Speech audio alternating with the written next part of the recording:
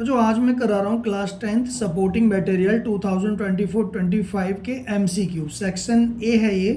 और question number 1 ये है कि if two positive integer a and b are written as a equal to x square y square and b equal to x y cube where x y are prime number then result obtained by dividing the product of positive integer y LCM AB। तो देखो बच्चों, जो underline हो रहा है उस पर ध्यान दो।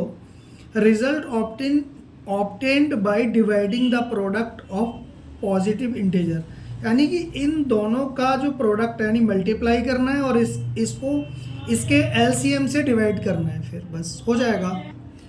तो प्रोडक्ट इसका देखो, प्रोडक्ट है x square y square into x y cube upon, क्योंकि क्लियर बोला गया है result obtained by dividing the product of positive integer, यानी पॉजिटिव इंटीजर ए और बी हैं, ए और बी की वैल्यू क्या है, ये और ये, तो इनका प्रोडक्ट करके इसके एलसीएम से डिवाइड करना है। अब आपको देखना है कि एक्स स्क्वायर वाई स्क्वायर और एक्स वाई क्यूब का एलसीएम क्या होता है, क्या होता है एलसीएम, ऐसी डिजिट का एलसीएम कैसे पता लगाते हैं। तो इसमें बस कुछ नहीं करना है, इनमें सबसे बड़ी, जैसे यहाँ पर वाई स्क्वायर यानी ये वाई स्क्वायर है या वाई क्यूब है, तो सबसे बड़ी पावर क्या है यहाँ पर वाई क्यूब, तो इसमें वाई क्यूब लिख लिया। और एक्स की सबसे बड़ी पावर क्या है, एक्स स्क्वायर, तो सबसे बड़ी पावर ही उसका एलसीएम होती है इनमें। तो हम इसको डिवाइड कर दें, इसको एलसीएम हो गया इसका वाई क्यूब और एक्स स्क्वायर, तो ये लिख दो यहाँ पे वाई क्यूब एक्स स्क्वायर या एक्स स्क्वायर वाई क्यूब लिख दो, इससे कोई फर्क नहीं पड़ेगा।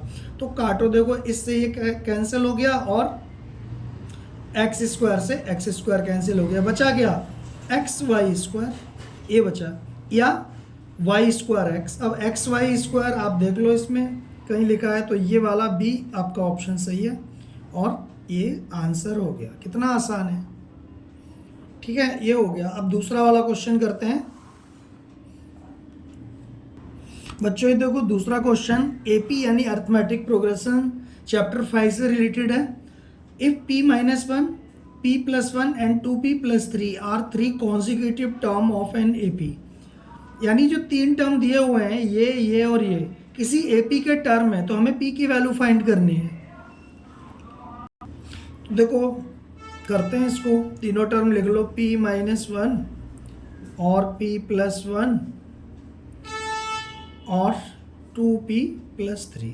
आपको ये बात पता है एपी में, तो जो आपको पता है कि इसमें कॉमन डिफरेंस डी फाइंड करेंगे। पहले आप देखो इसको इसमें से माइनस करो, तो p प्लस 1 माइनस और p माइनस 1 ब्रैकेट लगाना जरूरी है इक्वल टू, और जब आपको पता है कि एपी कोई भी एपी हो उसका कॉमन डिफरेंस सेम होता है, सेकंड टर्म में से फर्स्ट माइनस करो और फिर थर्ड में से सेकंड को माइनस करो, तो 2p प्लस 3 और ये हो जाएगा p प्लस 1, ये माइनस, ठीक है। तो इस तरह से होगा ये क्वेश्चन, यानी सेकंड में से फर्स्ट को और थर्ड में से सेकंड को, और ब्रैकेट लगा लेना, ब्रैकेट लगाना मत भूलना वरना मिस्टेक हो जाएगी।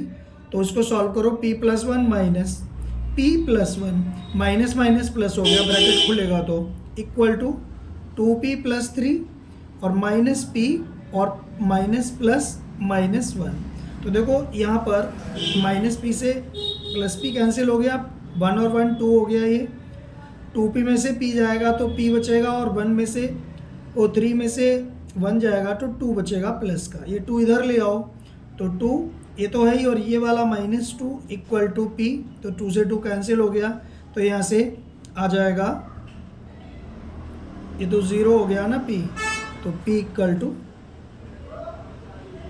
0, और ये हमारा आंसर हो गया। आपकी समझ में आ गया होगा अच्छी तरह से, तो p 0 इसका ये वाला ऑप्शन सही है, ठीक है बच्चों। देखो एक क्वेश्चन है, which of the following is quadratic polynomial having zeros ZEROES zeros minus 2/3 और 2/3। तो अल्फा इक्वल टू है माइनस 2/3 और बीटा इक्वल टू है 2/3। और हमें ये अल्फ़ा बीटा की वैल्यू दी हुई है और इससे हमें निकालना है क्वाड्रेटिक पॉलिनोमियल क्या होगा। तो देखो एक फॉर्मूला होता है x माइनस अल्फ़ा और x माइनस बीटा। आप इस वाले से भी कर सकते हो, इस वाले से भी कर सकते हो, x square minus alpha plus beta into x और प्लस अल्फ़ा बीटा। ये थोड़ा लंबा सा पड़ जाएगा और जिस तुरंत हो जाएगा इससे, इस वाले से। तो x माइनस अल्फ़ा की वैल्यू है आपके पास -2/3। एक तो ये माइनस और ये माइनस, माइनस माइनस हो गए प्लस, प्लस 2/3 और x माइनस बीटा की वैल्यू है 2/3, तो 2/3 हो जाएगा। अब a plus b, a minus b का फॉर्मूला लगा दो, यानी कि a square minus b square. ठीक, तो देखो एक्स स्क्वायर माइनस 2 का स्क्वायर 4 और 3 का 9, ठीक है। और अब हमें मैच करना है, इसमें से कौन सा मैच हो रहा है। तो पहले एलसीएम ले लो इसका, कुछ निकल के आएगा। 9 एलसीएम हो गया तो 9x स्क्वायर और -4 से 4 कैंसिल हो गया तो 4, तो इसका ये हो जाएगा 1/9, 9x स्क्वायर माइनस 4, और ये हमारा ये मैच हो गया। ठीक है, तो इस तरह से कर लेंगे। कोई भी और भी तरीके से थोड़ा चेंज होता है आंसर में, तो हम वो आंसर लाने की कोशिश करते हैं और अपना थोड़ा दिमाग चलाते हैं, तो वो हो जाता है क्वेश्चन। तो बच्चों ये क्वेश्चन है, क्वेश्चन 6 है सपोर्टिंग मटेरियल का। In what ratio does x axis divides the line segment joining the point 3,6 and b दिया हुआ है कोऑर्डिनेट -12 और -3। तो हमें रेशियो निकालना है। आपको दो ए और बी की वैल्यू दी हुई है, यहाँ पे कोऑर्डिनेट्स दिए हुए हैं, और एक दिया हुआ है किस रेशियो में डिवाइड करेगा। तो देखो in what ratio does x axis divide, लिखो on x axis y equal to 0। X axis पर y 0 होता है और y एक्सिस पर x 0 होता है। तो पॉइंट हो गए आपके x और 0, ये पॉइंट हो गए, ठीक है ना। और आपको ये a है और ये b है, और a की वैल्यू है 3,6 और b की वैल्यू है -14 नहीं -12 है और -3 ये, और यहाँ कोई पॉइंट है P, इसके कोऑर्डिनेट दिए हुए हैं आपको, मैंने निकाल दिए हैं ये पॉइंट x और 0। ठीक है, ये हो जाएगा। अभी क्वेश्चन नेक्स्ट पेज पे करते हैं इसको।